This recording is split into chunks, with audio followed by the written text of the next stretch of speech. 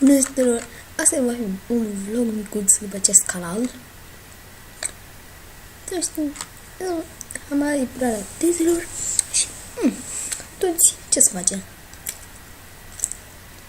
Am dat teze, unul chiar dau acum.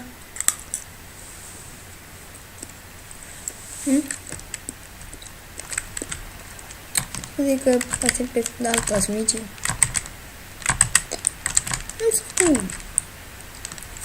Vine vara, tu le pun.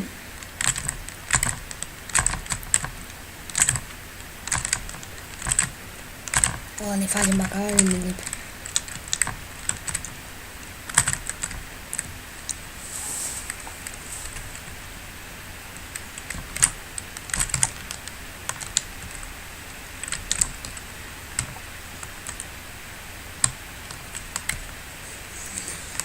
Așa, și că vine vară, eu nu o să pun pe contul pe tabletă niște vloguri de la vară, după plajă.